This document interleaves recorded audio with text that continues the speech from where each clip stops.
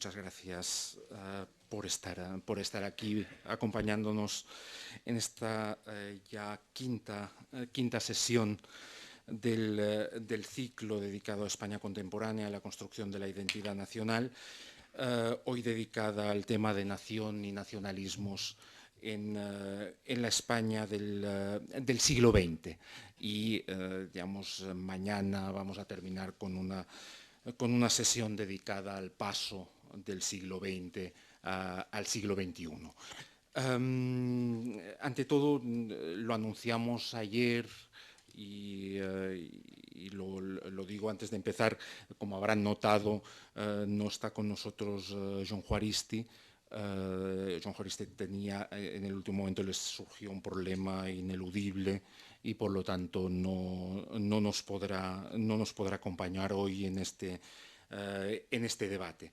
Por lo tanto, tenemos por una parte a Montserrat Duch y por la otra a José Manuel Núñez Seixas. En este ciclo, digamos, hemos analizado esa construcción de la identidad nacional desde principios del siglo XIX, sobre todo desde ese momento fundamental en la historia española del XIX y en los inicios de lo que llamaríamos la contemporaneidad, que es 1808, y hemos intentado hacerlo desde el principio con una perspectiva española, pero que al mismo tiempo no dejara de lado los aspectos más americanos del problema, de ahí que algunas sesiones, digamos, hayan sido muy claramente dedicadas a las relaciones entre España y América Latina o la construcción de la nación en el siglo XIX, tanto en España como en América Latina. Hoy la sesión va a estar muy centrada en el caso español, para analizar, digamos, lo que es sin duda alguna, digamos, uno de los problemas, o si no se quiere decir problema, elemento fundamental de esa España del siglo XX. De alguna manera, lo que cambia radicalmente, me parece, la España del siglo XX con respecto a las épocas anteriores y concretamente a la España del siglo XIX, es la aparición de eso que llamamos la cuestión nacional, es decir, un conflicto en torno a la nación y un conflicto de nacionalismos. Esa es, yo creo, la gran novedad del siglo XX en España. Con esos nacionalismos llamados a veces periféricos, llamados a veces alternativos, que hacen su aparición a finales del siglo XIX y que se instalan, se consolidan poco a poco a lo largo del primer tercio del siglo XX, y es uno de los temas que vamos a discutir aquí, con cronologías sensiblemente distintas para el caso catalán o para el caso vasco o para el caso gallego, pero en cualquier caso, digamos, la aparición y consolidación de esos nacionalismos alternativos se hace siempre de alguna manera en confrontación, en conflicto con otros nacionalismos y sobre todo con otro nacionalismo, y en este caso sería el nacionalismo español. De alguna manera, ese es el tema del que vamos a hablar hoy. Insisto, a mí me parece que es el tema.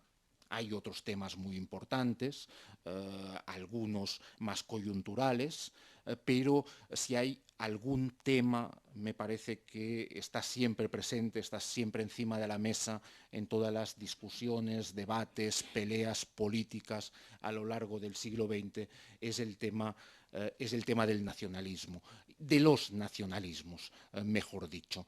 Y por lo tanto, ese es el tema del que vamos a hablar a continuación con Montserrat Duch y con José Manuel Núñez Seixas, y vamos, digamos, a dialogar con ellos para pasar en un segundo momento para pasarles la palabra o para pasar la palabra al público por si quieren intervenir y quieren formular preguntas a las personas que están en la mesa.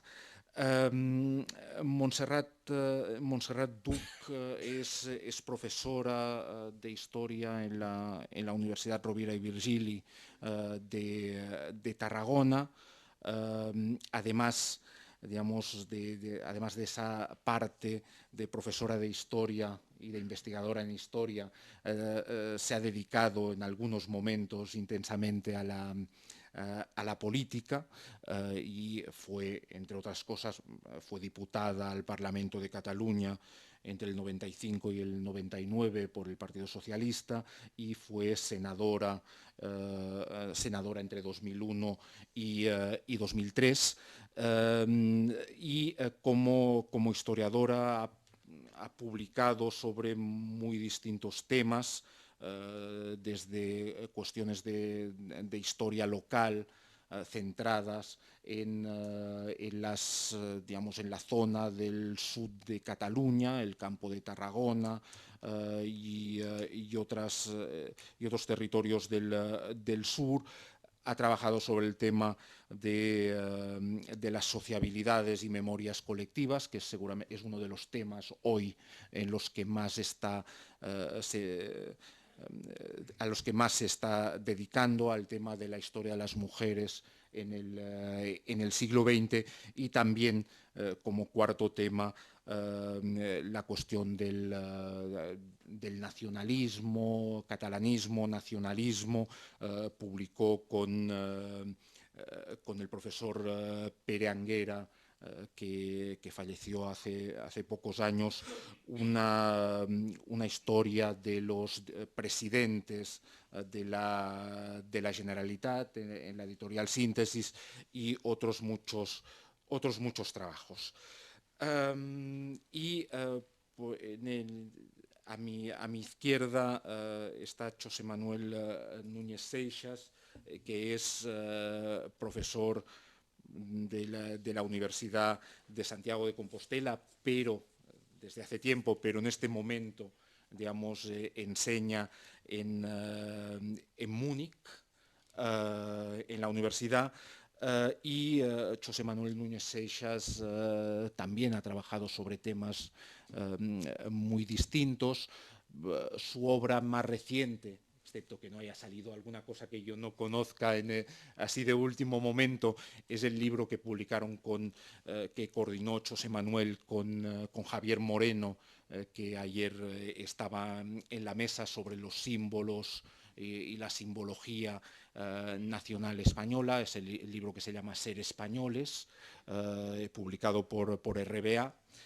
Pero, ha publicado muchos otros libros y sobre temas también muy variados. El tema del nacionalismo, en primer lugar. De hecho, ese es el tema que abordó en su tesis doctoral hace ya mucho tiempo, aunque muy centrado en cuestiones de nacionalismo en Europa Central. Luego, tiene trabajo sobre todo sobre el galleguismo y sobre el nacionalismo español, y también algunas síntesis de gran utilidad sobre los distintos nacionalismos en la España del siglo XX.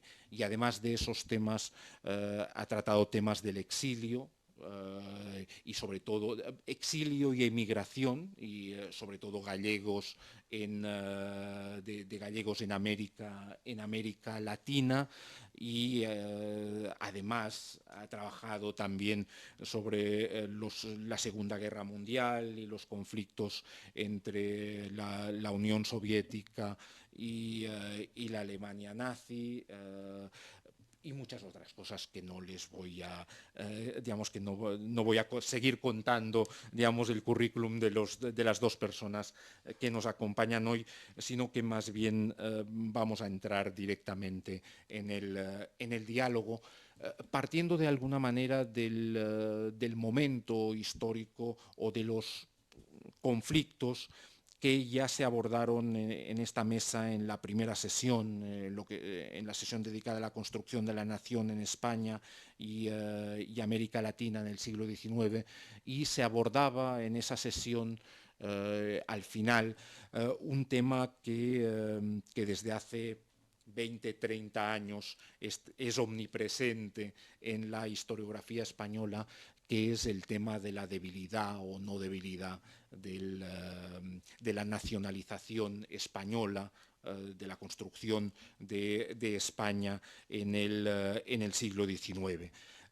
Me parece importante empezar por ahí porque yo creo, aunque le vamos a pedir a José Manuel que empiece contándonos su visión de esa problemática, a mí me parece que ese es un tema esencial para entender lo que viene después y para entender el éxito mayor o menor de los nacionalismos alternativos o de las alternativas al nacionalismo español a finales del XIX y principios del XX. Por lo tanto, yo quisiera empezar pidiéndole a José Manuel digamos, que nos situara un poco rápidamente en ese debate en torno a la débil nacionalización española o no débil en el siglo XIX.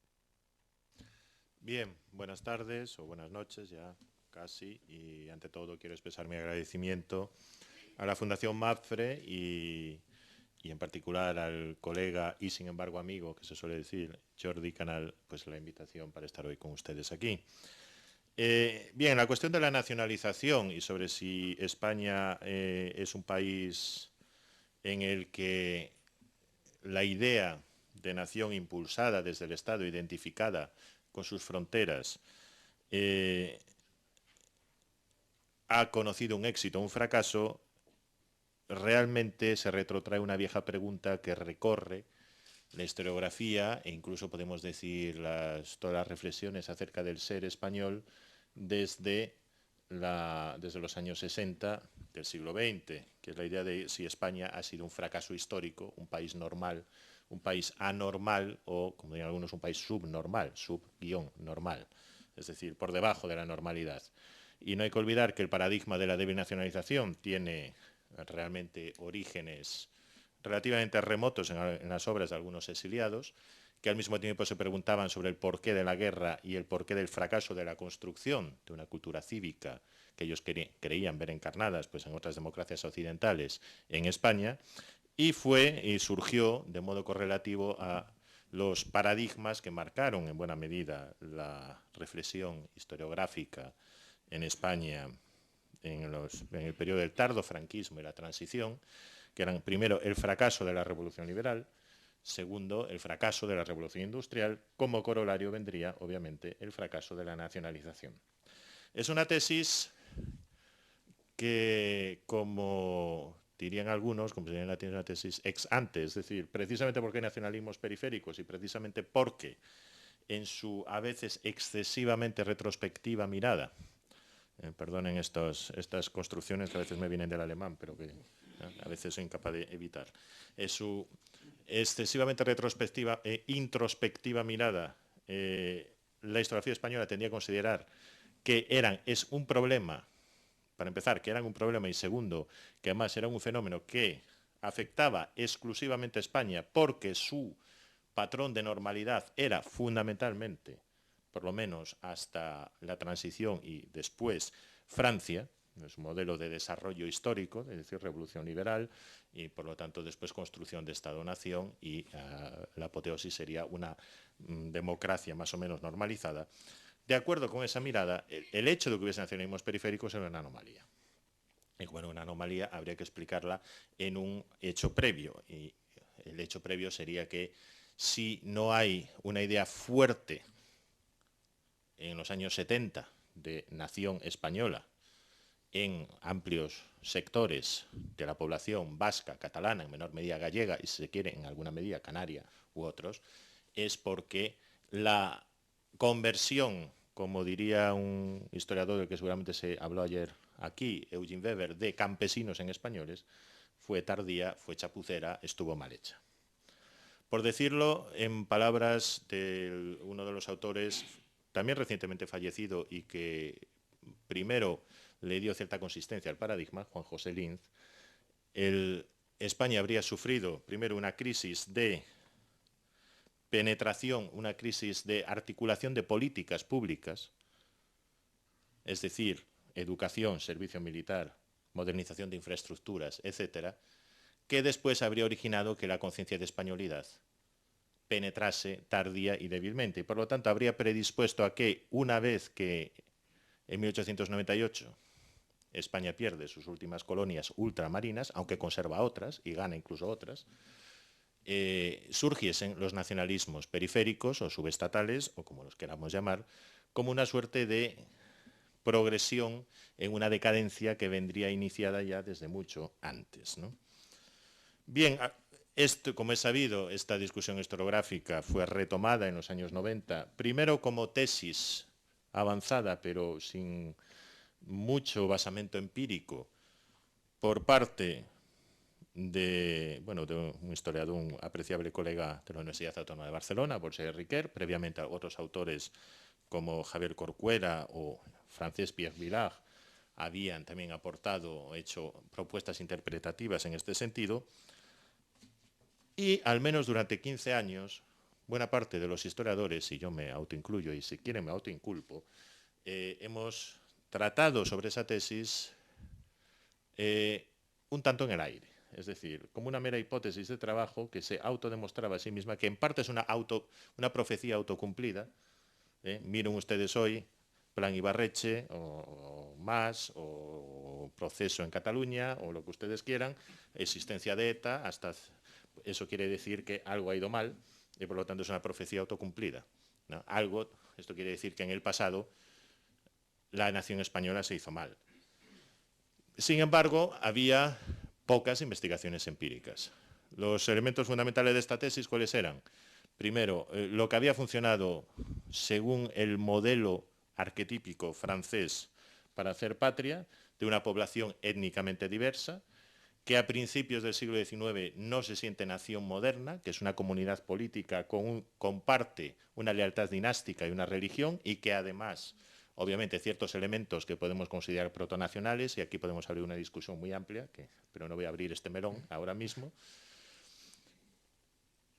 Lo que había funcionado en Francia para hacer de todo eso una amalgama más o menos homogénea, es decir, educación, y no solo educación y alfabetización e imposición de un idioma, sino también difusión de una manera de entender la historia y el pasado nacional, de hacer creer, si los franceses les hicieron creer que venían de los galos y de Asterix y Obélix, pues aquí había que hacernos creer a todos que pues veníamos de Viriato y de Indíbil y Mandonio, etcétera, etcétera. Difusión de unas pautas cívicas, difusión de una lealtad al Estado identificada con la nación, a unos símbolos, bandera, himno, representación corpórea de la nación, la Marianne en Francia, aquí sin embargo siempre ha sido un aspecto solo medio conseguido. Servicio militar, nada más igualador que servicio militar, hacer convivir a jóvenes reclutas procedentes de diferentes regiones durante un tiempo sirviendo a la patria sin distinción de clases. Política simbólica unificadora.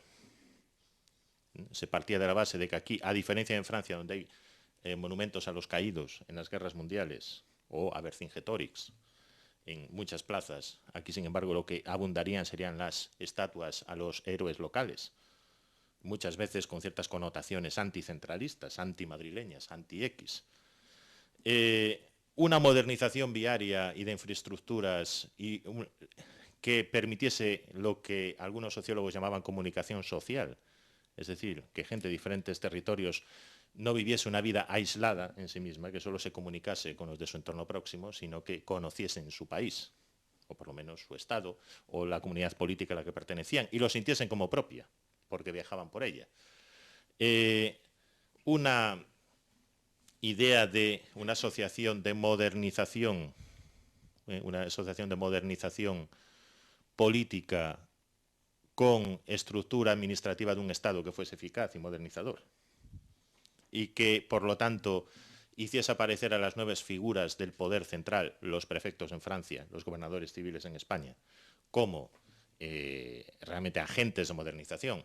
La diferencia, se decía, es que los prefectos en Francia modernizan, hacen escuelas, hacen carreteras.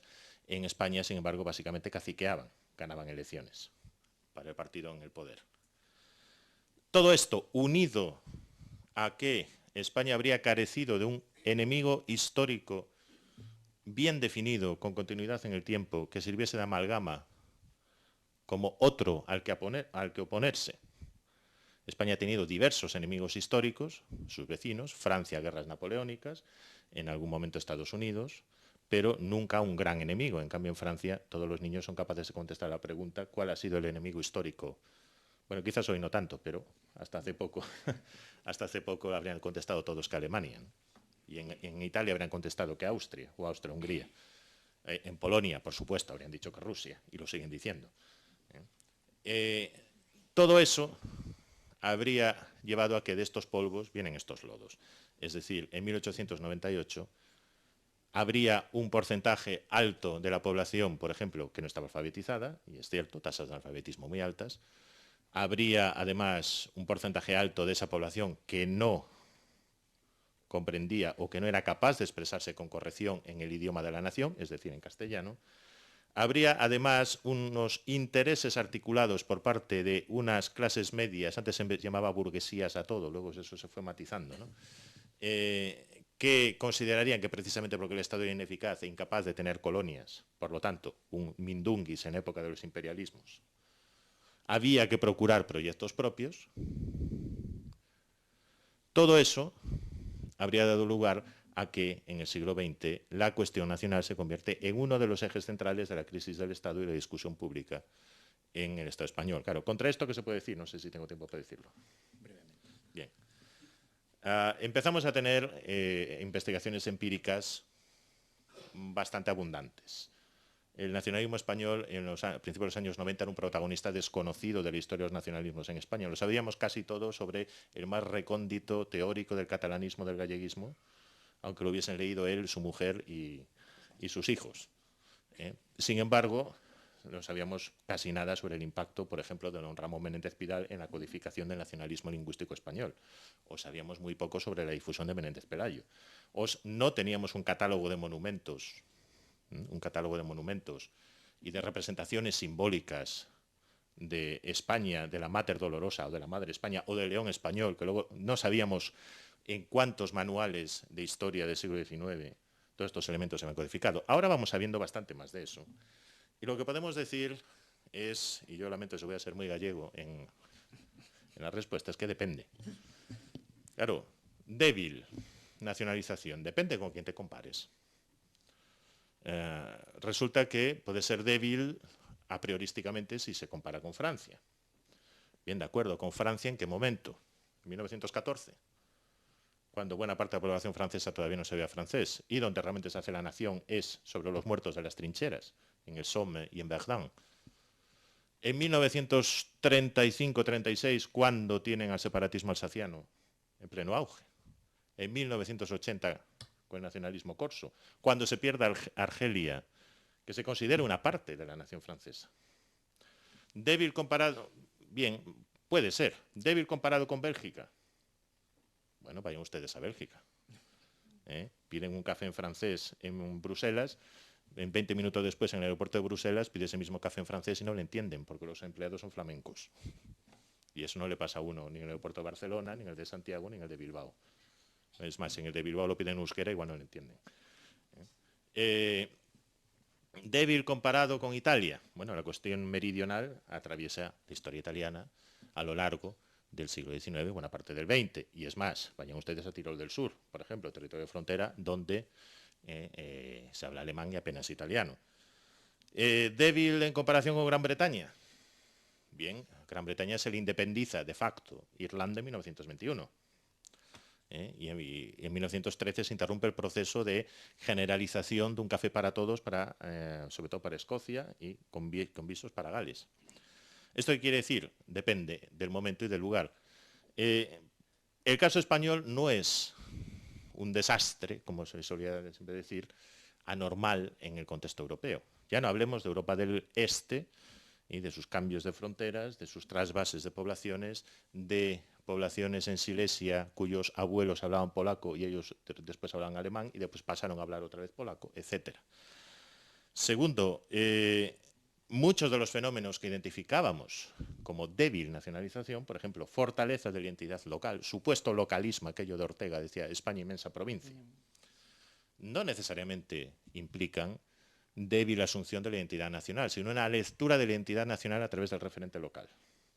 Es decir, aquel cuento valenciano de los años 20 en el que un recluta, un quinto, que hacía el servicio militar en Madrid, iba en el tren y, claro, como oía hablar castellano por los pueblos de Castilla, pensaba que estaba en otro sitio y cuando llega a su pueblo, que era Alcira o no sé dónde era, pues se pregunta, hemos arribat a España, o sea, hemos llegado a España. Pues claro, España era su pueblo donde se hablaba valenciano, el sitio donde hablaban normal, cristiano, que se diría entonces, ¿no? O sea, no necesariamente, sino que hay un juego de identidades complementarias mucho mayor porque las identidades no son necesariamente excluyentes, sino que pueden ser complementarias y que en este sentido lo que pasaba en España pasaba en otros lugares. Lo que quizás pasaba en España de manera más acusada que en algunos otros estados europeos, y sobre esto se puede debatir mucho, es que esas diferencias, esa etnicidad, esa expresión de la diferencia, supuestamente objetivización de la diferencia, se politizó relativamente pronto y se politizó con más fuerza en otros lugares. Es decir, el regionalismo de anticuario que existe en las sociedades savant francesas, resulta que en España además daba lugar a la asociación castellonenca de cultura que luego se hacía valencianista, política, etc. Hay una interacción con discursos políticos descentralizadores mucho mayor y por lo tanto con efectos de producir la articulación de nacionalismos periféricos y, ahora sí que acabo, las dos diferencias fundamentales, o quizás, bueno, lo voy a reducir a una, es que España no participa en las dos guerras mundiales. Por lo tanto, no hay trincheras que hagan españoles. Lo cual, no sé si es para felicitarse o para lamentarlo, yo creo que más bien es para felicitarse. Lo que sufre España es una sobreabundancia de guerras civiles. Guerras carlistas, las que sabe mucho el colega, guerra civil, y un Estado, dirían algunos de estos colegas, como el profesor Zelaya Cal, de guerra civilismo permanente. Pero sobre eso... Gracias, José Manuel.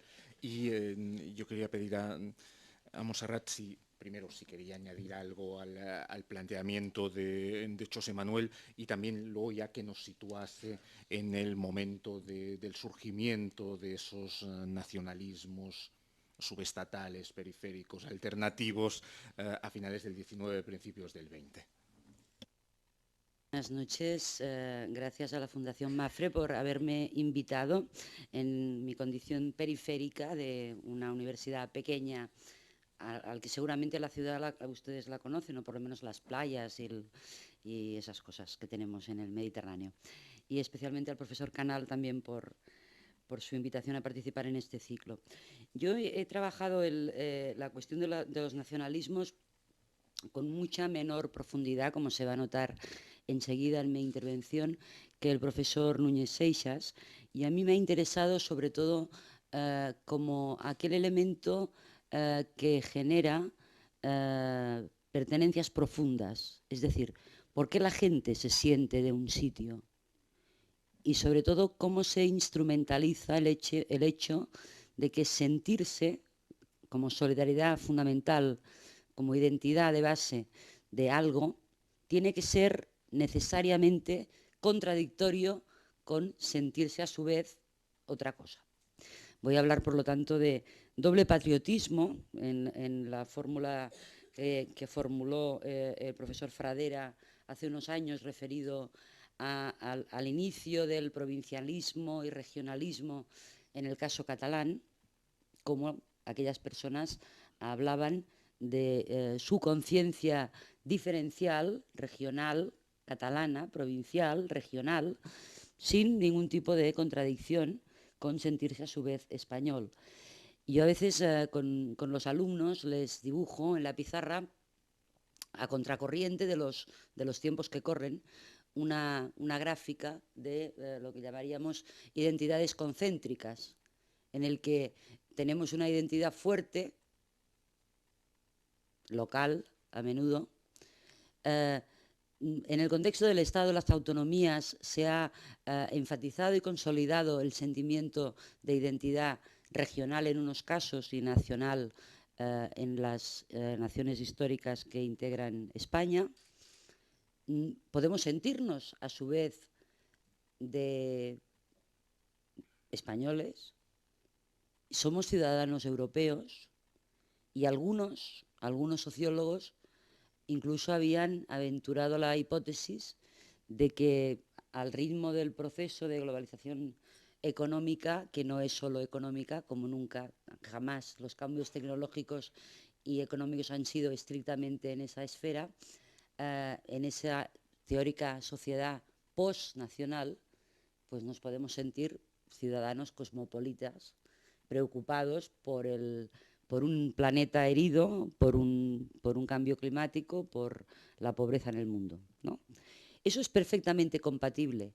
Y si eso es perfectamente compatible, entonces debemos quizás preguntarnos por qué los nacionalismos, y coincido plenamente con el profesor Núñez Seixas, el caso español, esa especificidad, peculiaridad, excepcionalidad, yo creo que ya tiene que pasar a mejor vida. En muchos otros órdenes de nuestra investigación historiográfica hemos demostrado que esos elementos de tanta especificidad y excepcionalidad eran en el fondo construcciones ideológicas que han tenido sus funciones como uso público en un momento determinado. Somos distintos.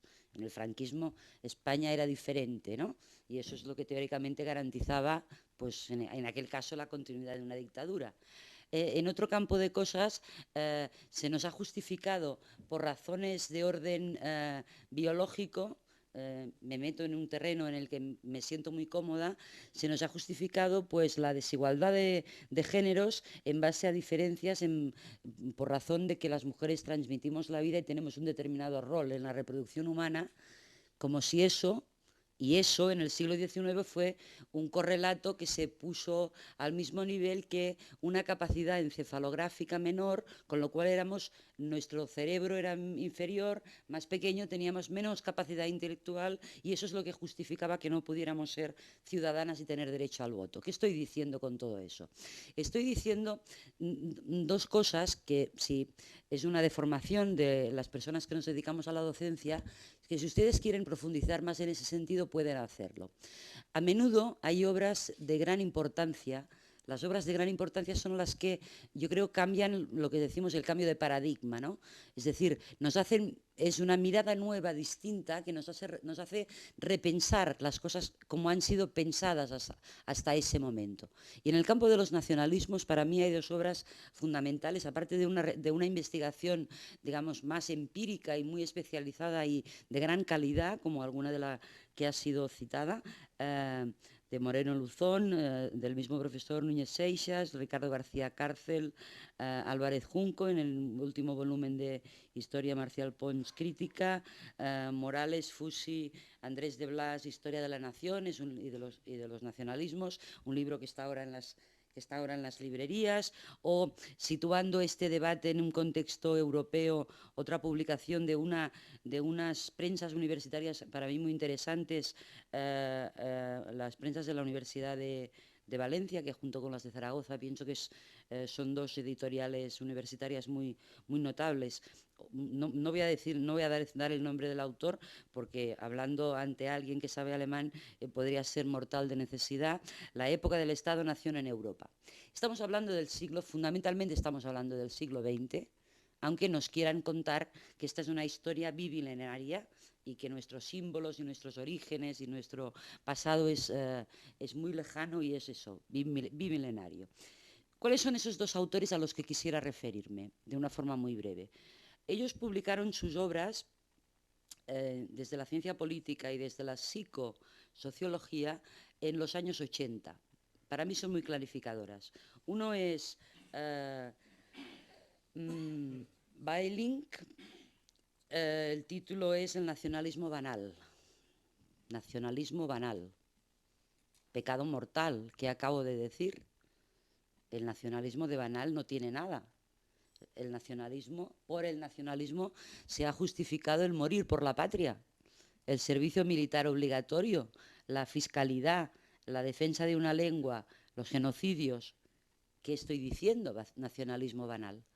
Él remite a la idea de nacionalismo banal como algo que no tiene nada de inocuo, porque como nos recordó Hannah Arendt, el totalitarismo, la banalización del totalitarismo, entronca con las profundidades de los comportamientos humanos, de los sapiens, menos sapiens, de lo que debiéramos ser. Y como sabemos perfectamente, el totalitarismo, la Shoah, podía ser gestionado por personas que banalizaban esos comportamientos, agrediendo a millones de personas, pero que era gente normal, como cualquiera de nosotros, y que lo banalizaban porque obedecían órdenes. Queda dicho, por lo tanto, que cuando digo nacionalismo banal, no estoy diciendo para nada que eso sea una cosa inocua. Es una cosa de gran trascendencia, de gran impacto, que ha causado mucho dolor y mucha muerte. Pero aplicar, como hace Weiling, el concepto de nacionalismo banal, él lo desarrolla en un libro largo que se editó en el 2005, por lo menos en catalán, se refiere a esa bandera que onea al horizonte cada día, que la vemos y que no la miramos, si diferenciamos entre ver y mirar. Está ahí presente, igual que está presente un nosotros y un ellos. Y están presentes unos estereotipos de que los catalanes son X y los vascos son Y y los otros son no sé qué. Y en una sociedad multicultural como la que estamos viviendo, con el volumen de migración que ha llegado a nuestro país en los últimos años, pues se construye el enemigo, se construye el otro se convierte en chivo expiatorio de los problemas del grupo de referencia, del nosotros.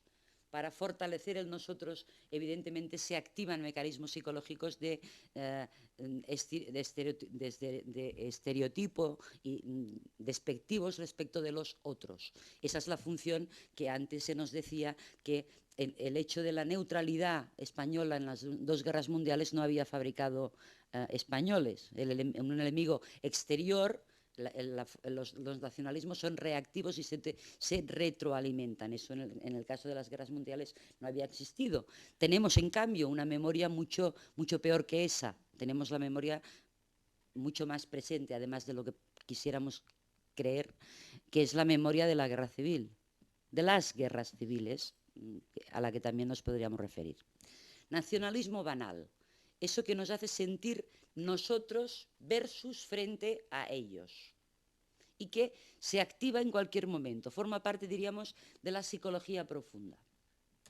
En este momento yo creo que la forma seguramente más popularizada, más divulgada de formalización del nacionalismo banal es toda la cuestión deportiva, la roja.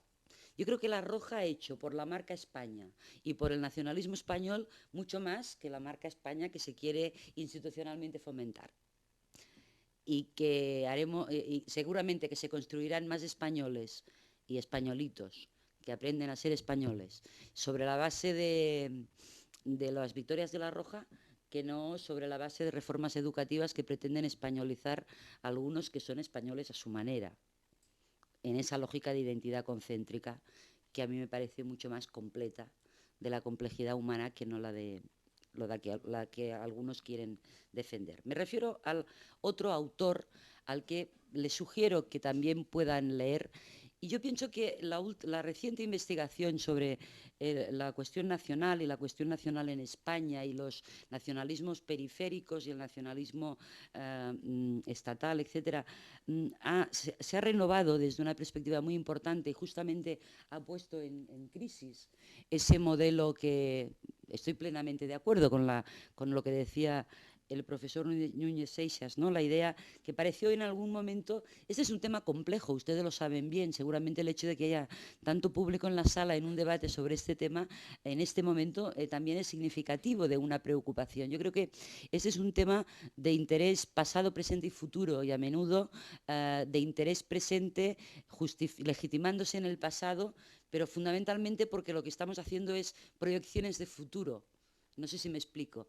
Es un tema complicado de uso público de la historia, pero la historia es la que nos legitima una determinada posición, nos legitima el concierto económico vasco, que significa un nivel de financiación óptima para un territorio, que seguramente es viable porque afecta a 2,5 millones de personas, pero que no se puede generalizar en el conjunto del Estado español porque sobre 40 millones eso no es viable, porque no hay hacienda pública general que eso lo pueda soportar, ni seguramente se puede aplicar al caso catalán, que somos unos cuantos menos. Somos 7, pero somos el 18% de la población y el 20% del Producto Interior Bruto.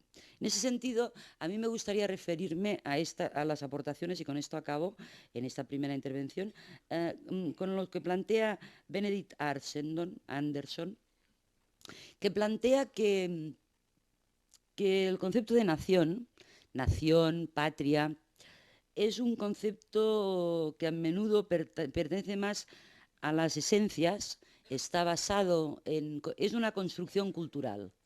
Me parece importante insistir en ello, igual que el concepto de género es también una construcción cultural dinámica. Lo que pasa es que quizás ha cambiado más el concepto de género a lo largo del siglo XX y las funciones y los roles de hombres y mujeres en el siglo XX, y no en cambio el concepto de etnicidad, patria, nación, identidad, que continúa siendo una construcción cultural, por lo tanto, sobre la que debemos plantearnos aquellas preguntas básicas de cualquier científico social o humanista, que es: ¿a quién interesa? ¿A qué sirve?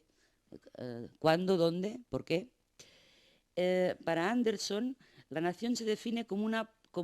su título, el nombre del libro es Comunidades Imaginadas. Eso generó un gran debate en su momento con los historiadores nacionalistas. Nacionalistas en el sentido de que si, ¿cómo puedes negar la esencia de la nación?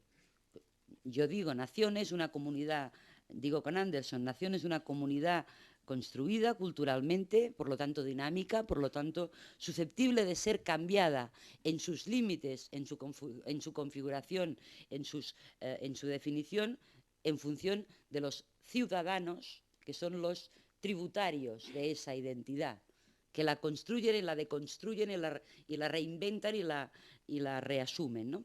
Él dice que es imaginada como inherentemente limitada y soberana. Es imaginada porque necesita ser soñada para poder existir. Y a pesar de que es un invento reciente, se legitima por la invocación a un pasado inmemorial, evidentemente mucho mejor Viriato que el Cid y mucho mejor que Franco.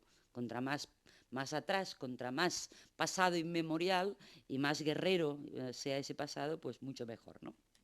Es limitada porque tiene unas fronteras más o menos elásticas, siempre en tensión con otras comunidades que a su vez son imaginadas. Es soberana, esa es la novedad de la modernidad. Eso tendría sentido en el siglo XIX. Es soberana porque se legitima en base a su propia existencia, no ya por referencias a una voluntad divina, aquella de la antes, previa a la Revolución de Independencia Americana o a la Revolución Francesa, en la que la legitimidad del poder venía por derecho divino, o a la lógica dinástica. Finalmente, la comunidad imaginada está concebida como comunidad de ciudadanos. Ese esquema, que es complejo y rico, y acabo, no explica, de todas maneras, la enorme fuerza emocional, la gran capacidad movilizadora de la identidad nacional. Yo creo que es mucho más explicada la capacidad movilizadora, incluso pasional, que a veces mueve los bajos instintos. Eso lo explica más el nacionalismo banal. Por eso me ha parecido interesante referirme a esas dos obras, y ahora, si queremos, ya podemos entrar en la cronología o en el debate más concreto que nos ocupa. Vaya, muchas gracias. Muchas gracias, Montserrat.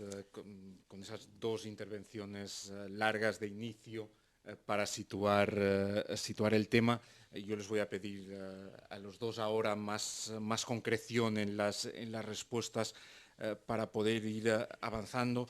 Y claro, de lo que dice Montserrat, de esa existencia de como algo normal de distintas identidades, incluso de un doble patriotismo en el siglo XIX, es evidente que eso en algún momento, en algunos territorios y para algunos sectores de la población, eso se rompe o empieza a romperse de alguna manera. Es decir, ¿qué ocurre realmente para que eso se rompa de alguna manera y finalmente digamos, ya no pueda haber digamos, el doble patriotismo en el caso de Cataluña o en el caso del País Vasco o en menor medida en el caso de Galicia, sea algo que ya no pueda funcionar para una parte de la población?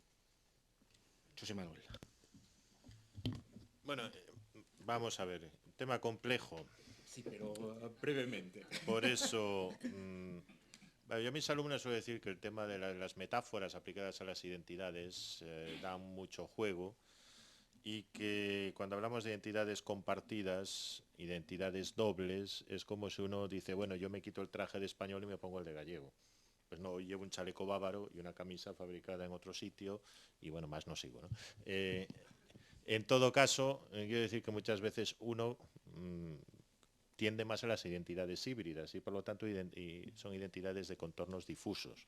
Primer punto. Nunca me ha gustado mucho, y aquí disiento un poco amablemente, del concepto doble patriotismo, porque eso es presuponer que los dos patriotismos o las dos fidelidades territoriales son de la misma naturaleza y no están jerarquizadas. La identidad nacional se distingue del resto de identidades que convivían más o menos armónicamente, más o menos en conflicto, durante el antiguo régimen, porque lo fundamental era de quién eras súbdito, primer punto, y qué religión tenías, y los alemanes, después de la guerra de los 30 años, lo entendieron muy bien, lo solucionaron aplicando un principio, cuius regio, eius religio.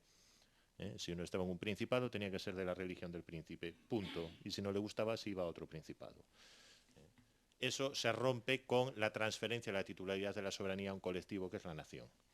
Y la nación exige uniformidad. La nación, para que funcione, para que precisamente pueda funcionar como comunidad de deliberación, y esto ya lo decían los liberales, Stuart Mill, etcétera, tiene que tener una comunidad de costumbres, una comunidad de idioma y una comunidad de pensamiento. Es decir, ya no vale eso de que los súbditos del emperador hablen checo, hablen eslovaco o hablen tal.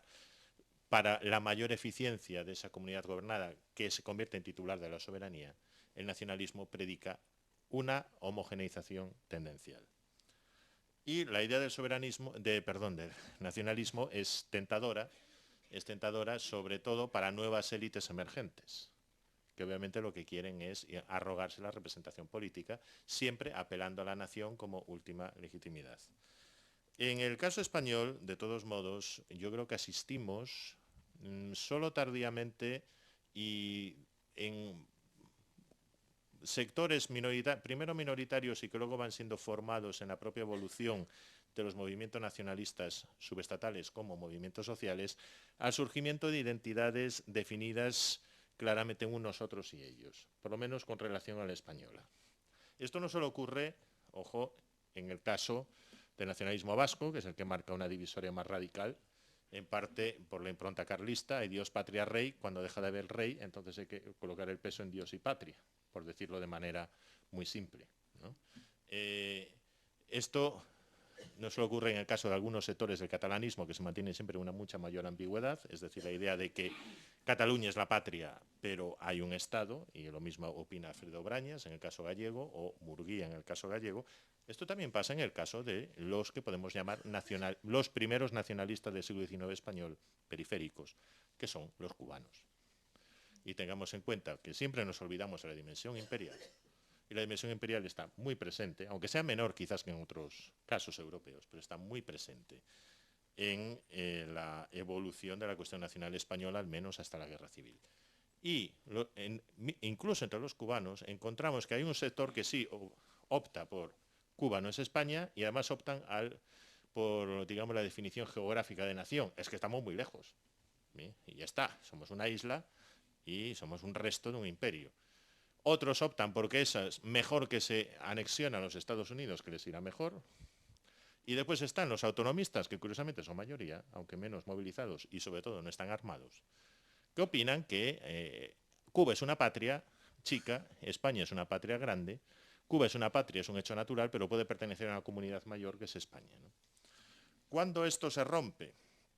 Bien, en el fondo, esta es una de las grandes cuestiones que todavía los estudios sobre nacionalismo tienen problemas para contestar.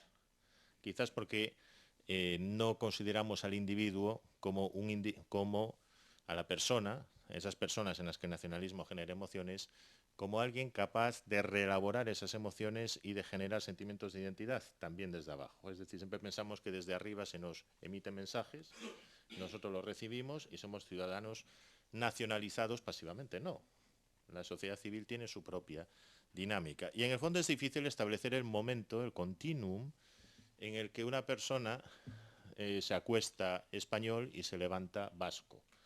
O sea, se levanta vasco sin sentirse español. Sabino Arana decía que eso pasó el domingo de Resurrección en una conversación con su hermano Luis por un parque. Obviamente, por eso se celebra el Día de la Patria Vasca el domingo de Resurrección. Es obvio que se trata de una ilusión biográfica, que diría Bourdieu. Es decir, buscó el domingo de Resurrección porque así se asociaba la resurrección de Cristo a la patria vasca. O sea, ¿por qué un día no fue? Es difícil decir que sea un proceso lineal.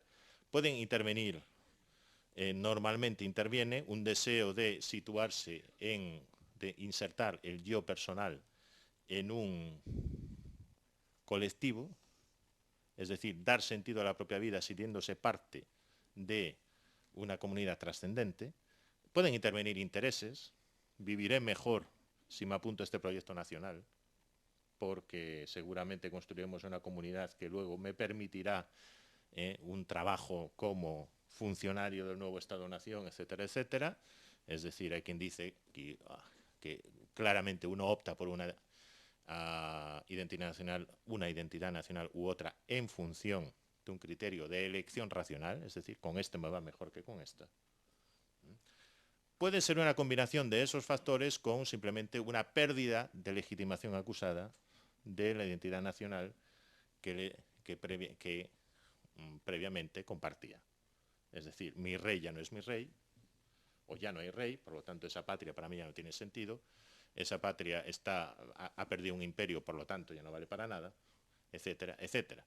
Yo creo que es una combinación de ambos factores y obviamente de un proceso de nacionalización, es decir, también movimientos sociales, y ya no digamos autonomías o estados federados, etcétera, etcétera, son capaces de poner en marcha procesos de nacionalización alternativos.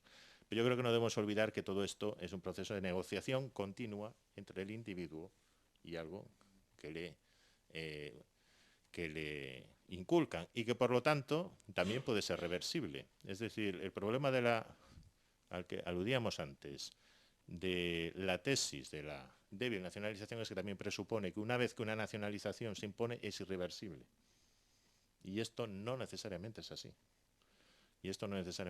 Hay muchos indicadores, pero no todos los indicadores son fiables. Y unas elecciones, por ejemplo, no siempre son fiables. Las encuestas depende cómo se hagan. Y desde luego, si la queremos aplicar al pasado, lo tenemos un poco difícil, a no ser que hagamos historia espiritista, ¿no? En todo caso, lo que pasa, y lo que está claro que pasa, a finales del 19, principios del 20, entre algunos sectores previamente movilizados de Cataluña, el País Vasco y también en parte en Galicia, es que quienes habían elaborado una doctrina nacionalista alternativa de repente encuentran algo de público. Y encuentran algo de público por saber captar problemas, ansiedades, frustraciones, aspiraciones sociales que están en el ambiente y saber dotarles un relato alternativo, de una codificación. Por ejemplo, el éxito electoral del PNV a principios del siglo XX en algunas zonas de Vizcaya se explica, o se puede explicar, porque es católico, porque atrae a masas sectores de población descontentos con el caciquismo dinástico, el caciquismo de los partidos liberal y conservador, porque recoja aspiraciones sociales, por ejemplo, de los pescadores, y a todo esto es capaz de entrar en un medio social hasta entonces dominado por católicos integristas.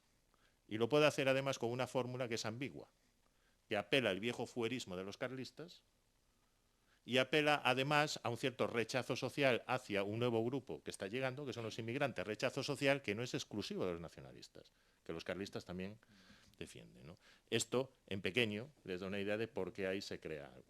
En otros lugares ocurren otras cosas, pero yo creo que habría que verlo por ahí.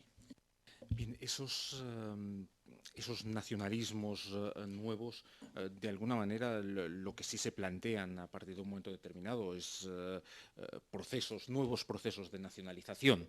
Y en ese sentido, posiblemente el proceso de nacionalización más exitoso en el siglo XX, yo diría en 3 etapas como mínimo, es el que lleva a cabo el nacionalismo catalán. Me parece con un primer momento en torno a la etapa de la Mancomunitat de Cataluña, un segundo momento en la Segunda República y un tercer momento que es el que hoy vivimos los frutos de ese proceso de nacionalización a partir de 1980, básicamente con la Generalitat de Cataluña. ¿Qué nos podrías contar de esas cosas, Montserrat? Es un temario de una asignatura que dura todo el curso, ¿no?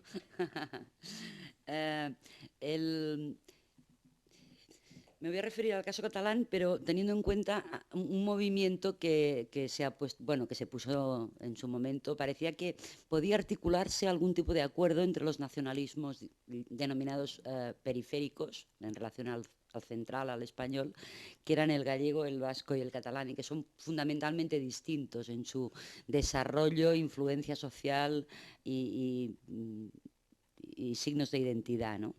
En el caso catalán, la pertenencia fundamentalmente se adquiere por la lengua, por el uso de la lengua, por una lengua que ha resistido, por una lengua que hablamos 10 millones de personas, la unidad de la cual las academias reconocen, algunos políticos con criterios instrumentales discuten. El caso gallego tiene una gestación distinta, pero tiene un elemento común con el catalán en el sentido de que existe antes un galleguismo cultural, como el Rexurdimento, se dice así, como existió la Renaixença como movimiento cultural previo a la politización de ese factor diferencial cultural literario, cultural lingüístico. Y después sería el caso vasco, en el que yo creo que es donde hay muchos más elementos, porque el grado de difusión y de uso social de la lengua ha sido históricamente mucho más, incluso la recopilación, digamos, de orden gramatical ha sido muy posterior, en el que ahí hay un elemento más de base étnica, digamos, menos ciudadana. A mí me parece que el catalán es más ciudadano en el sentido que, pues se basa fundamentalmente en ese elemento de uso de una lengua común. Como decía el profesor Canal, ese movimiento se politiza a finales del siglo. Hay un proyecto que el nacionalismo gobernante puso sobre la agenda política, que fueron las bases de Manresa. Anteriormente a las bases de Manresa había existido el proyecto de la República Federal. Había ahí una tradición republicana federal muy notable en los medios populares y de izquierdas. Quiero decir con ello que también el nacionalismo, más o menos hegemónico, aunque esté subordinado a otro, tiende a enfatizar el ADN que le es más propio y a olvidar el otro, ¿no? Ese movimiento se mantiene, tiene algunos puntos concretos, puntos de inflexión. Ahora, en el contexto actual, se habla, por ejemplo, de hasta qué punto pudiera haber lo que se dijo en su momento memorial de Greuges, quiere decirse una reivindicación de orden económico, fiscal, de las clases, digamos, de las élites extractivas en relación a qué es lo que aportaban al Estado, qué es lo que recibían de él una especie de desobediencia de orden fiscal o por lo menos un elemento de presión para conseguir un reconocimiento de orden político, inversor, de otro orden. La experiencia de ese catalanismo, que no es separatista, es muy minoritariamente separatista. Lo será, tendrá su ejemplo en el episodio de los Prats de Montllor, Francia, justamente encabezado por el coronel Macià. Es rarísimo, una figura, hay muy poca tradición en el ejército español de políticos en general, de catalanes, hay poca vocación de integración en el alto funcionariado y en la milicia. Ese era un movimiento de ese orden, como era un movimiento de ese orden la denominada Constitución de La Habana, que se formalizó en los años 20 en La Habana, Cuba. El diálogo entre ese catalanismo, que no vamos a llamar doble patriotismo, sino identidad concéntrica, un catalanismo que quiere ser regeneracionista de un Estado liberal no plenamente consolidado, no plenamente moderno, y que teóricamente se atribuye la capacidad de regenerar esa España que no es suficientemente moderna, que no está al ritmo de las naciones europeas de su entorno. Dialoga en profundidad con el nacionalismo español. Yo hice un artículo hace unos años titulado Controversias y debates. Es todo el debate intelectual. Estamos hablando de discurso. En esa medida, y cuando los intelectuales tengan un rol seguramente superior al que tienen en la actualidad, es el diálogo Unamuno-Maragall. Es el diálogo en los años 20. Vuelve a ser el diálogo de los encuentros de poesía que anima Dionisio Ridruejo y otros en Segovia y en alguna otra ciudad castellana. Es un diálogo que la Generalitat, restablecida en el año 81 de la mano de Jordi Maragall, el padre de Pascual Maragall, intentó reanimar en el 81 con una convocatoria por parte del Departamento de Cultura que tuvo más ausencias que presencias en el debate, a partir del cual yo creo que empezó a gestarse. Esas cosas tienen larga duración y a veces no tienen efectos o no somos capaces de intuir los efectos consiguientes hasta mucho tiempo después. ¿Qué quiero decir? Quiero decir que entre la politización del sentimiento diferencial cultural, la primera institucionalización de orden político, que es la Mancomunitat de Cataluña 1423, hasta la dictadura de Primo de Rivera, que nace en un contexto de gran agitación social, porque estamos en una sociedad que está viviendo hacia unas luchas sociales, un contexto de, digámoslo con sus palabras, de lucha de clases muy fuerte en la Barcelona y en la Cataluña industrializada. La salida a ese tema es una salida de orden autoritario que será un poco la experiencia piloto en dicta blanda de lo que será después la dictadura de Franco.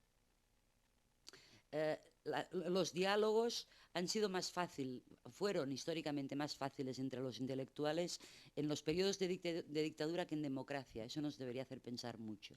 Es decir, es más fácil que Unamuno y Maragall dialoguen en el contexto de la crisis del 98 o después durante la dictadura de Primo, cuando derechos y libertades individuales y colectivos facilitan la aproximación con una comunidad que es distinta y que tiene una capacidad de movilización, porque ha ido tejiendo una serie de instrumentos de orden no estatal que le permiten manifestar su diferencia, que es lo mismo, exactamente lo mismo que ocurrirá bajo el franquismo. Bajo el franquismo en Cataluña se construye lo que llamamos Asamblea de Cataluña en el 71, que es lo que denominamos el catalanismo popular en marcha. libertad, amnistía, estatuto de autonomía, solidaridad con los pueblos de España. Esos eran los 4 lemas de ese movimiento. Y en ese movimiento, por ejemplo, seguro que por la mediana de edad que hay en la sala, algunos de los que estamos ahora aquí, pues recordaréis a Raimón cantando en la Autónoma de Madrid, ¿no? Y cómo el papel de la Nova Cançó, y cómo algunos yo he leído diversos testimonios, ¿no?, de algunos cantantes, creadores, ¿no?, diciendo, ¿cómo puede ser? Eso también forma parte de mi bagaje, eso también forma parte de mi identidad. Eso me ayudó, la difusión de Serrat sobre Miguel Hernández o Machado, eso me ayudó, y además en español, me ayudó a construir elementos de crítica al régimen de dictadura, ¿no? Bien, acaba la dictadura y entramos en un proceso, la Constitución del 78. Yo en eso quisiera referirme a alguien con el que compartí mucho tiempo y ahora me sabe mal, después tuvo una enfermedad de esas fatales, Sole Tura, ¿no? Sole Tura dice que en el artículo 2 de la Constitución se resumen las complejidades de la transición española, se resumen eso que Vázquez Montalbán llamó, cuando hablábamos de correlación de fuerzas, habló de correlación de debilidades. La debilidad del régimen, que necesariamente el sector reformista impulsaba una reforma, el régimen no podía persistir en un contexto internacional como aquel después de producido el hecho biológico, es decir, la muerte de Franco, pero también las debilidades de la oposición. Una oposición que había conseguido mantener activa de una u otra forma la oposición a la dictadura durante los 40 años, que había soportado cárcel y exilio, etcétera, pero que en el referéndum de la reforma política se vio muy claro que su posición, que era de abstención, era seguida por un 30% de la población. La gente quería paz, estabilidad por encima de todo, un proceso moderado, y así se acabó impulsando el proceso de transición. Yo creo que el Estado de las Autonomías, le hemos dado nombres. Tenemos un gran problema con el nombre de las cosas, ¿no?, lo cual significa mucho.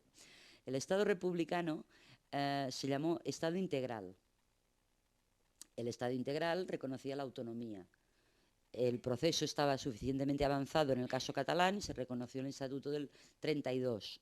Uno de los discursos, después se ha publicitado mucho el de España ha dejado de ser católica de Azaña, pero en la defensa de Azaña del Estatuto del 32, yo pienso que es una de las piezas de la historia política del último siglo muy significativa.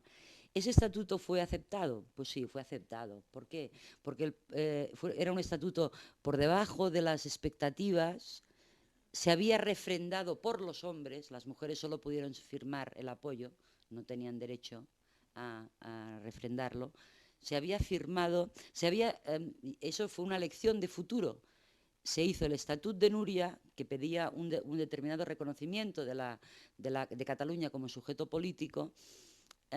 Se hizo el referéndum y después estuvo hasta la Sanjurjada pendiente de trámite en el Congreso de los Diputados. Disminuyó la capacidad competencial del país, que se le reconocía a Cataluña, pero bueno, se hizo una gestión, yo diría que inteligente, o en cualquier caso pragmática. Se recibió a los diputados que venían con el estatuto bajo el brazo en las estaciones de tren. Bueno, no sé, se hizo una determinada pedagogía positiva.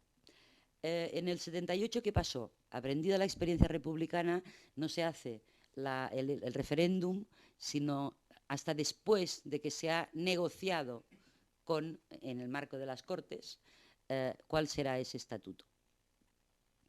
Algunos dicen, voy a llegar al presente, aunque sea incómodo.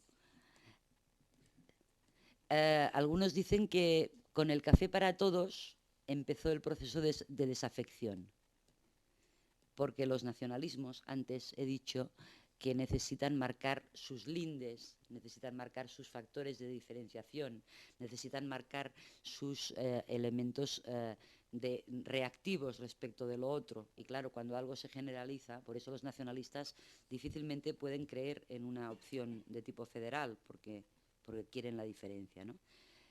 ¿Cuándo empieza esa desafección? Desafección en el sentido de romper con la pertenencia, de romper con algo a lo que nos sentimos ligados. Las estadísticas, los estudios de opinión van indicando una progresiva disminución del sentimiento de tan catalán como español en beneficio de más catalán que español o solo catalán.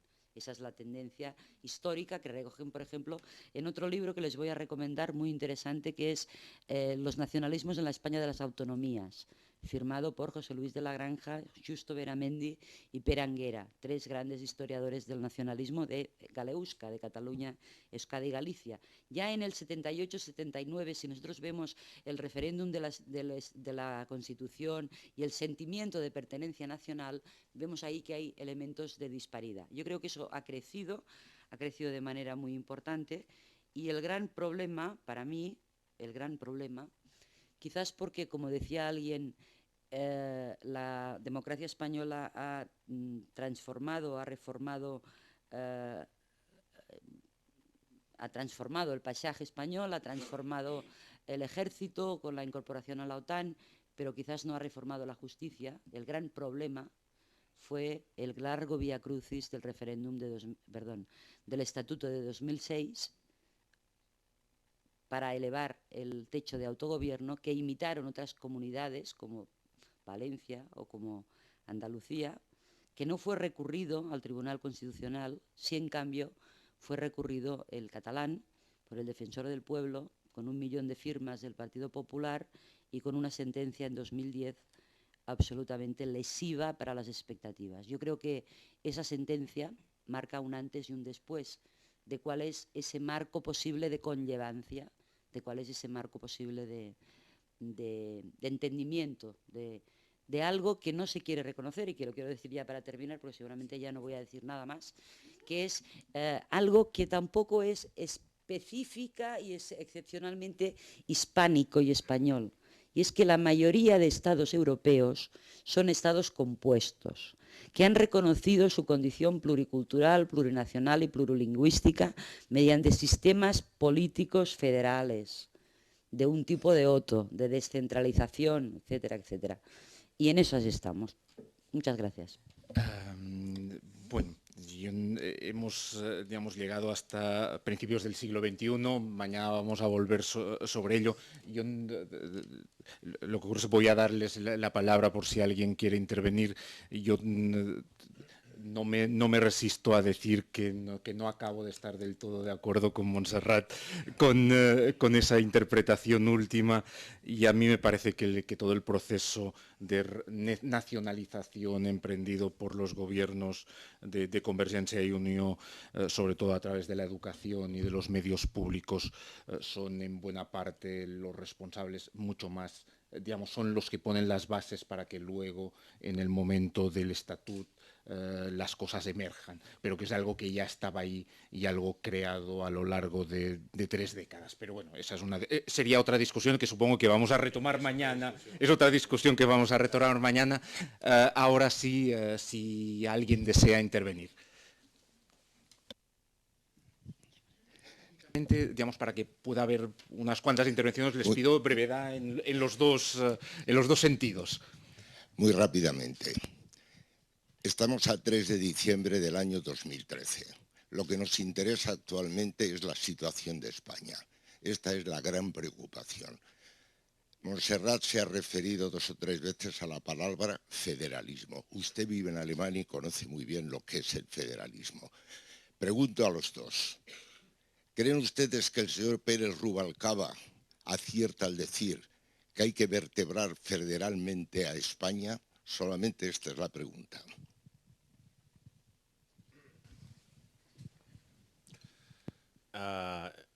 Yo le diría, hay tantos modelos de federalismo como estados federales. Brasil es un estado federal, Argentina es un estado federal, Alemania es un estado federal tendencialmente simétrico, Canadá es un estado federal asimétrico, ¿qué modelo de federalismo? La cuestión es, a continuación, que hay una propuesta articulada con capacidad seductora.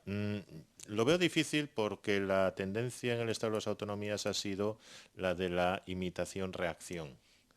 Es decir, y no solo en el Estado de las Autonomías, sino en todos aquellos momentos a lo largo del siglo XX en el que, sobre todo desde el catalanismo, se ha puesto sobre la mesa un proyecto de autonomía que implicaba una reordenación de la estructura territorial del Estado. Entonces, muchos otros territorios, cuando digo muchos otros, no digo Galicia, el País Vasco, sino, le estoy hablando de Asturias, le estoy hablando de Andalucía, Castilla. Entonces levantaba la mano y decía, bueno, un momento, si ellos tienen esto, yo también quiero lo mismo, exactamente lo mismo, porque soy tan español como ellos. Por lo tanto, si ellos van a tener poder para decidir sobre determinados asuntos, nosotros también. Eso es lo que ha pasado en el Estado de las Autonomías. Yo siempre le pongo como ejemplo a mis alumnos, se lo ponía a mis alumnos gallegos, se lo pongo ahora a mis alumnos alemanes. Ustedes vayan el día 21, 22 de diciembre y ya verán ese espectáculo tan maravilloso, los partidos amistosos de las elecciones autonómicas. Que ya no es que juegue Cataluña, Euskadi, bueno, Fraga dijo que aquello de Galicia que no, y hemos tenido algunos y ahora ya nada. Pero es que juega La Rioja contra no sé quién, y juega Cantabria contra Togo, y Asturias contra, no sé, Malasia. En fin, eso es indicativo. Son símbolos, pues también se imitan los símbolos, ¿no? A ver quién es el guapo que plantea sobre la mesa. No, queremos un Estado federal asimétrico, lo llamemos como lo llamemos, porque hay quien dice, bueno, ¿por qué hagamos una evolución a partir del presente Estado de las Autonomías que contiene muchos elementos capaces de incidir en esa redistribución asimétrica del poder? Enseguida habrá voces que incidan en la simetría. Y bien decía Montserrat que eso a los nacionalistas nunca los va a satisfacer, porque lo que buscan es la diferencia. Lo que busca la diferencia bajo diferentes criterios. Y ahora yo creo que se ha instalado una suerte de desafección profunda y de falta de, vamos a decirlo así, de falta de esperanzas en que un proyecto descentralizador que garantice un reconocimiento de la especificidad de aquello que los nacionalistas quebequeses llamaban sociedad distinta, fructifique. En el fondo, Josep Tarradellas, que yo creo que lo expresó muy bien en dos frases. Josep Tarradellas sería lo que Garzallos decía que era en su momento, pero tenía frases muy intuitivas desde mi punto de vista. Cuando le preguntaron aquello de, bueno, ¿y qué cree usted que es el problema de España? Y dijo, bueno, el problema es que España es el Estado-nación y Cataluña es la nación sin Estado. Y lo resumió. España nunca, o sea, dentro del nacionalismo español, dentro de la opinión pública española mayoritaria, y que obviamente demográficamente es mayoritaria, España tiene que ser una nación, y si deja de ser una nación, el Estado no sobrevivirá. Late esa convicción, que es nacionalismo. Yo no voy a entrar si es optimista, si es pesimista, si simplemente esa opinión está ahí. Y eso, en algunos territorios, ahora se plantea esto de manera clara en Cataluña, pero es un debate que viene de antes. Es un debate que viene de antes y que también venía de la Segunda República, porque la Segunda República, nos olvidamos que tiene una vida breve. Si el golpe de Estado del 36 tiene lugar en el momento en que se ha aprobado por plebiscito el Estatuto Gallego, pero que estaban en marcha el andaluz, estaba en marcha el valenciano, estaba en marcha el aragonés. Se empezaba con el canario. Se habría acabado un café para todos. Por lo tanto, se habría vuelto otra vez a poner en marcha la ruleta, ¿no? Pues ahora un grado más de. Y esto es un problema que no se ha dado, yo no sé si ha sido un error o no, en su momento la única manera de hacer la píldora digerible. Y se introdujo la fórmula nacionalidades, que para unos eran naciones a medias, para otros eran un sucedáneo de naciones, para otros pues eran, como decía Manuel Fraga, pues no, es que mire, una nacionalidad es una nación sin Estado, y esto pues en algún momento se puede convertir en un elemento contradictorio con la afirmación de que el titular de la soberanía es la nación española. Si por esa vía se puede avanzar, pues no lo sé, pero igual el señor Pérez Rubalcaba en eso, y en alguna cosa más también, pero bueno, en eso en particular, debería avanzar entonces una propuesta articulada.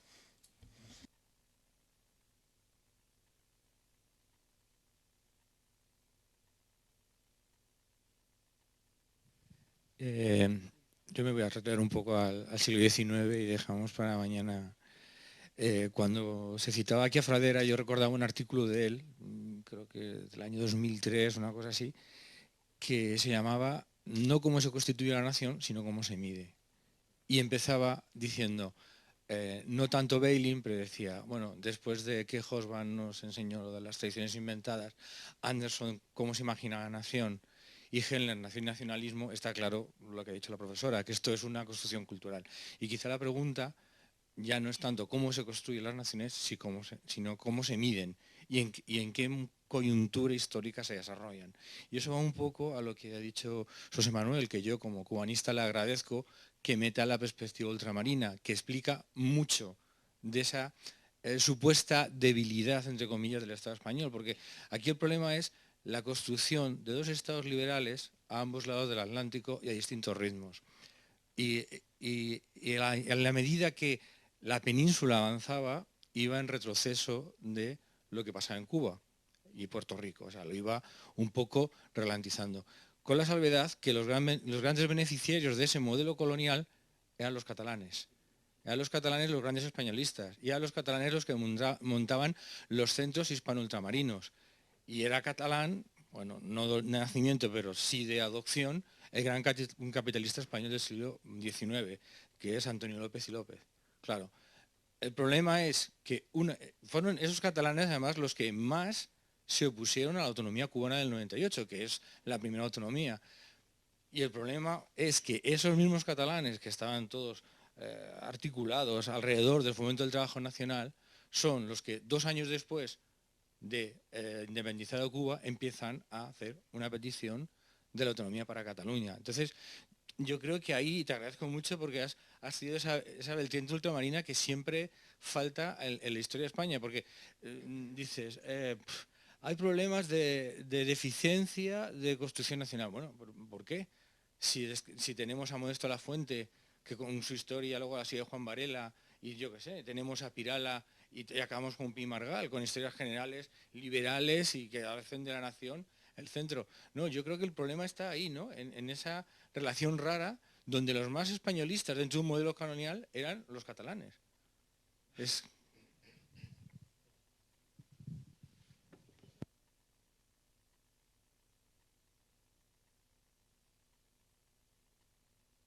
Algo obvio.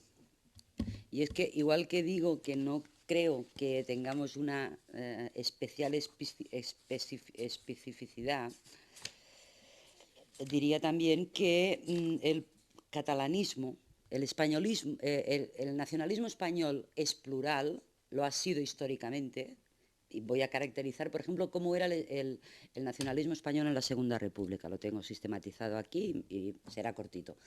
Históricamente, el catalanismo político ha sido plural. Es propio de los medios de comunicación y yo creo que la hegemonía de los medios y de los 140 caracteres de los mensajes y eso, simplificar cosas que son muy complejas. Que son muy complejas en primer lugar y que son, digamos, poco racionales, que son muy emocionales. Por la lluvia fina, por la gota malaya del nacionalismo banal. Por ejemplo, Segunda República, nacionalismo español, de carácter 4 tipos: tradicionalista, conservador, ultracatólico, antidemocrático, antidemócrata. Nacionalismo unitarista, antiseparatista y agresivo. Algo de eso hay en alguna de las corrientes federales que, entre otras cosas, facilitaron que la experiencia y que denostaran la alternativa republicana durante muchos años, con las políticas de memoria que se instrumentaron después, o 4 presidentes en un periodo en el que la Primera República dura 11 meses, 4 presidentes, y ahí hay también un debate sobre el modelo federal o unitarista dentro de la tradición republicana. Un nacionalismo de carácter democrático, liberal, reformista, civilista, laico, republicano, que va de un primer Ortega hasta Azaña, ¿no? Que sería el que, bueno, definiría los elementos los elementos básicos de definición de la Constitución, que se define como República de Trabajadores de todas las clases, que piensa en la educación como ideal, como medio de civilidad y de formación de valores, que se ha de basar en valores de solidaridad humana. Bueno, la relevancia de la Constitución de la Segunda República en relación a la fallida de Weimar es para mí muy, muy notable, ¿no? El grado quizás un poco de utopismo, pero es que si la política es gestión ya no es política, ¿no? Ya no responde a ideales movilizadores. Y finalmente, un nacionalismo jacobino de la izquierda política obrera.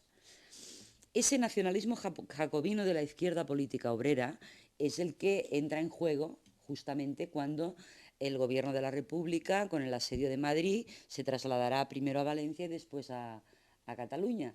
Y entrará ahí porque claro, justamente en ese contexto algunos minoritarios separatistas catalanes intentarán un acuerdo solo para Cataluña, ¿no? Hechos de mayo del 37 y al final virtual casi desaparición de la República. Justamente en ese diálogo, no en ese diálogo, en esas armas en marcha, en esas disputas en la calle. Con esto solo he querido decir, he hablado de tradicionalista, unitarista, democrático, liberal, reformista y nacionalismo jacobino de la izquierda política obrera, que todo esto es muy complejo y que es muy plural. Y lo era entonces, yo creo que lo ha sido, por lo menos en todas las etapas de la historia contemporánea, el español y el catalán, y que lo es en la actualidad. ¿Querías añadir Sí, brevemente? Muy brevemente, referido al tema de Cuba, totalmente de acuerdo. Y solo 3 paradojas sobre el tema cubano, porque Cuba es un juego de espejos muy interesante en la evolución de la cuestión nacional y su reinterpretación posterior.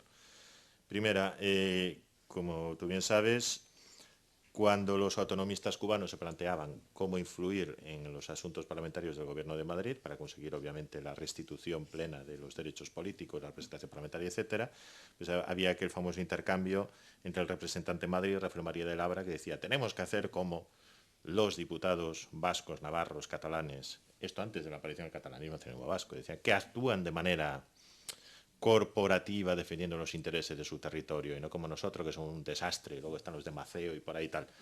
Y Antonio Gobín, el líder autonomista, le respondía, de eso nada, oye, ¿cómo nosotros nos vamos a comparar con esos? Esos son regionalistas de por ahí, de la península, nosotros somos otra cosa, Cuba es una patria, no aplicaba para una nación, pero patria.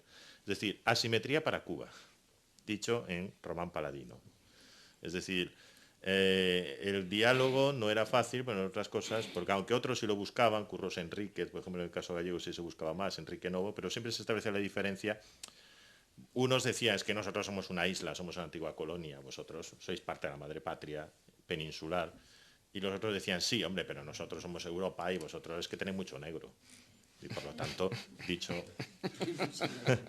es que en Cuba hay muchos negros, hay un tema racial importante. ¿Cómo os vamos a dar la autonomía al autogobierno? ¿Queréis ser Haití otra vez? ¿No? Tú sabes perfectamente que lo conoces.